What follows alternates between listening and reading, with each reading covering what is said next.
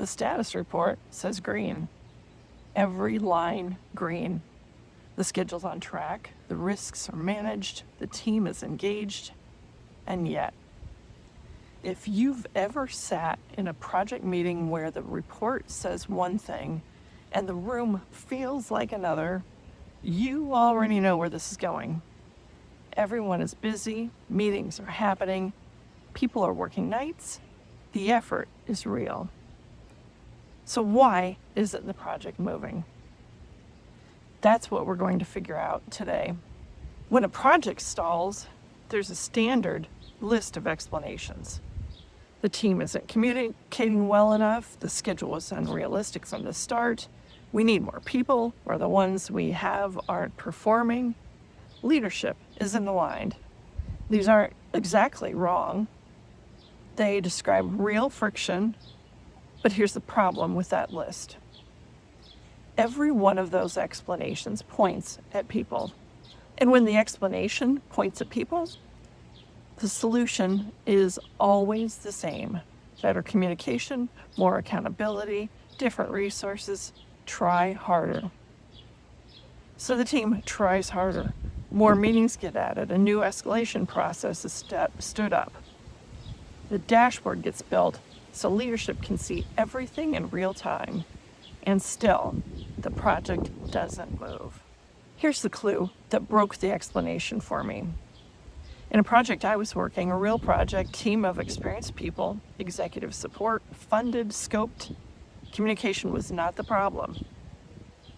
People were talking constantly.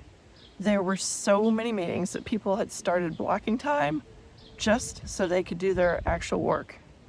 Have you ever been there? We added resources, the backlog didn't shrink. It actually got more complicated because now there were more people who needed to be coordinated. And the status report? Still green. Effort was not the missing ingredient. And that's when I started to ask a different question. Not, why aren't people working hard enough? But what actually has to happen for work to become progress? Those are not the same question, and the difference turns out to matter a lot. Because when I started looking at other stalled projects, different industries, different teams, different executive sponsors, I kept seeing the same thing. Effort, no movement, and everyone confused about why. Let me ask you something about a project you've been on. Not hypothetically, an actual project, one that felt stuck. When a decision needed to be made, a real decision, one that would actually unblock something, where did it go?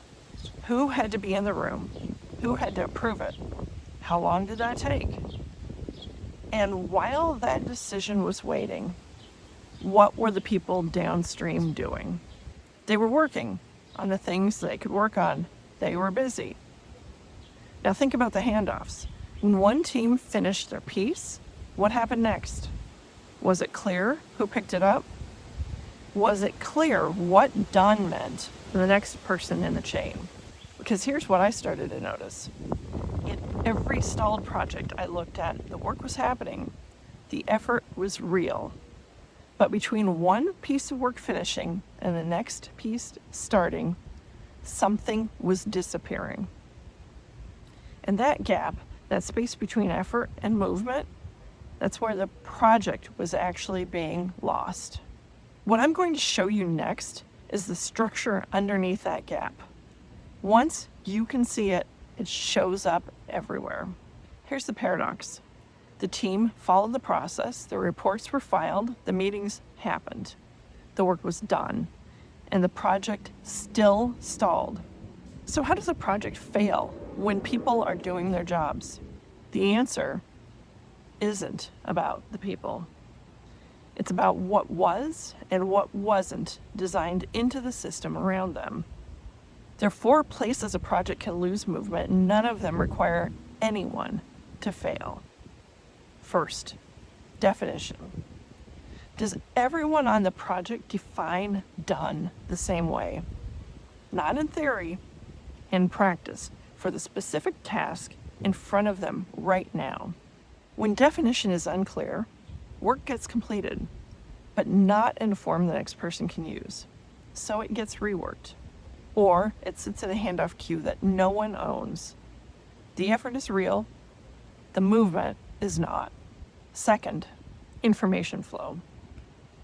When something goes wrong or when something changes, does that signal reach the people who need to act on it?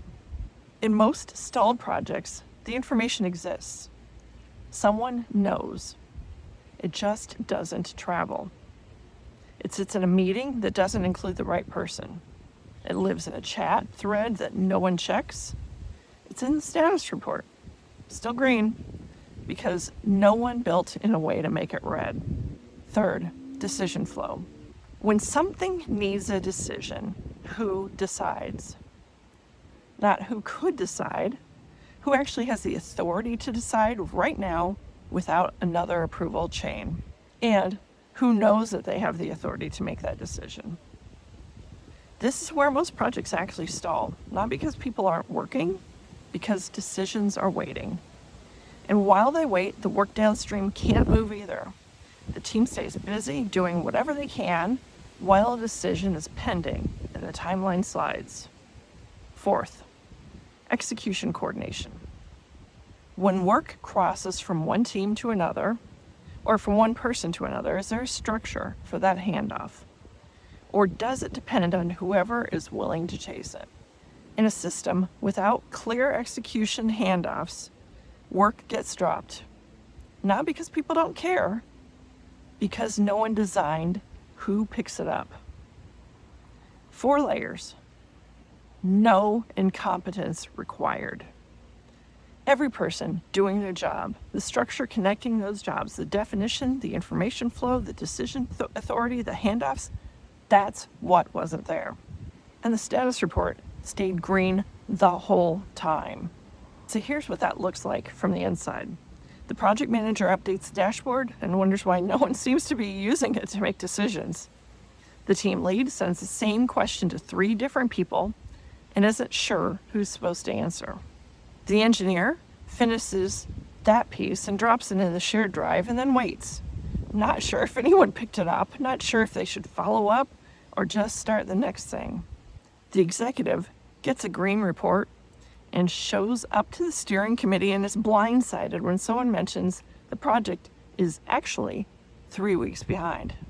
And everyone, the PM, the team lead, the engineer, the executive, everyone starts wondering if they're the problem. They're not. The structure is. The question that matters isn't whether people are working hard. That's almost never the issue. The question is whether the structure around them is designed to let work become progress. Is there a shared definition of done? Not in the charter, but in practice for the actual work in flight right now. Is there a path for information to reach the people who need to act on it before the impact is already done? Is there a clear decision authority? Someone who can actually decide without another layer of approval? Are the handoffs designed, or are they depending on whoever happens to notice? If you can answer yes to those 4 questions, your project has a real shot at moving. If you're not sure, that uncertainty is usually where the stall is. In your current project, when the last decision got stuck, do you know exactly where it stopped and who had the authority to move it? In your current project, when the last decision got stuck, do you know exactly where it stopped and who had the authority to move it? If you want a framework for diagnosing these 4 layers in your own projects, I've been developing that inside the structural clarity work. There's a link in the description if you want to dig in further. And if this showed up in a project you've been on, I'd really like to hear which layer it was. Drop it in the comments.